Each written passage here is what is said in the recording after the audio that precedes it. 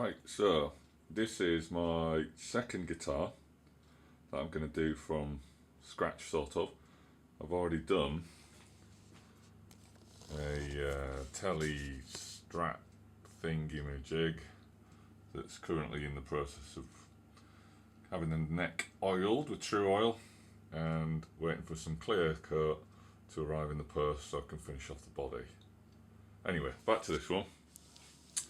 I'd wanted a Paul Reed Smith type guitar for a while, but wasn't really prepared to part with the kind of money that you need for them. So I'd seen a few DIY threads, looked on the internet, couldn't really find any decent kits in the UK. So I just searched on eBay and found this in China. It was made by some luthier in China who's knocking him out for, I think it was about 40 quid for the body and about 40 quid. I think I got a best offer of about 40 quid. It was about 50 quid for the neck. Anyway, it looks pretty true to sort of PRS styling, bird inlays, nice fingerboard. Frets are a little bit sharp on the edges in places, so they'll need a bit of filing down, but it's quite nice. I can't remember the fretboard dimensions. I think it's a 24.5 inch fretboard, so I think that's standard on PRS guitars. I'm not quite sure. Headstock's nice, sort of that strange, asymmetrical shape. It's quite good. I might do a little bit of work on that, just sort of either smoothing it off or just changing this a little bit. Truss rod, the truss rod adjustment hole is a bit small, to be fair. I might have to do a little bit of work on that. I'm not sure how much access I'll get on that. Anyway, the neck sits in nicely, a little bit of a gap at the back there, but it seems to sit true, and I'll find out when I get the bridge all sorted. The body's nice. It's got a nice bit of a sort of a scallop here, sort of here, not massive. Sort of retains that actual shape there in the horn. But on the bottom one, it's got this other scallop, which is quite nice. It'll be a nice effect, I'm sure. As you can see, it's got almost like a binding look going all the way around the guitar, bar this scalloped area here, which takes some masking off. I'm not really sure what to do on that a little bit.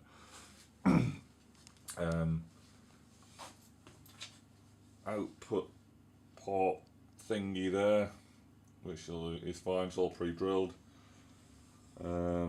Pre-drilled holes for all the turn volume.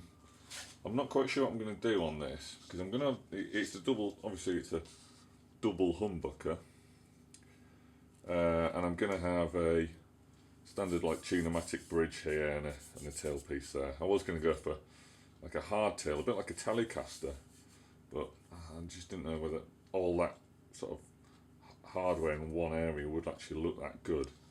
So I think I've voted against that.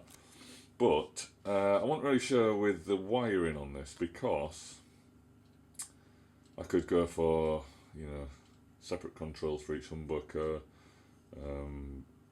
or I could try and get I don't know what I can do. I'm not really good at the wiring. This is a new thing, because the strap body is pre-wired, so I'm sort of taking it easy on that one. But what I did want was a rotary switch, because it doesn't have a switch for the between the humbuckers up here, like on a Les Paul and like on some PRSs I've seen. One of these is going to have to act as that. So I'm thinking volume and tone down here, which will adjust both, and then a selector switch. But I don't want a toggle switch. I just don't like the look of them. I think they look really out of place. So I want a rotary switch. I found them, but I've read that the actual wiring of rotaries is a little bit more difficult. So that'll sort of come in time. But I think it's quite a nice guitar. It looks nice. It's not a true sort of. It's got more of a well. Let me put the strap around my neck. more of a bottom here. It's not quite as symmetrical as this top half, but I quite like it. You know, it's nicely carved here, going into a point on there.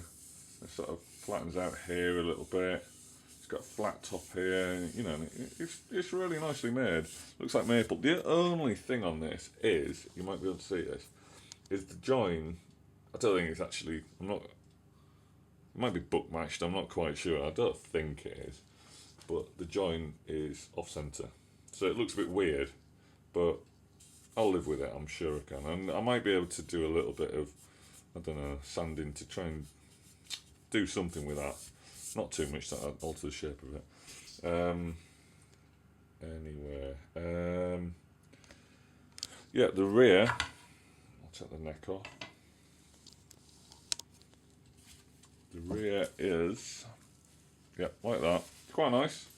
I can't remember what it said the body was. It's not mahogany, of course. It's not quite dark enough. I think it's older. But I'll check. I didn't really pay much attention to the specs. You know, obviously, don't know if this cavity is per the PRS spec, whether I could just drop a PRS plate in. I probably won't be able to, knowing my luck. And I've noticed there as well, that isn't recessed like these. These are recessed, these two, for pots, and this one isn't. So I take it they're aiming that to be the selector switch area. But we'll say I think I'll make my own cover to go on there. But other than that, it's nice. You know, it's a set neck, so it's going to take some glue in.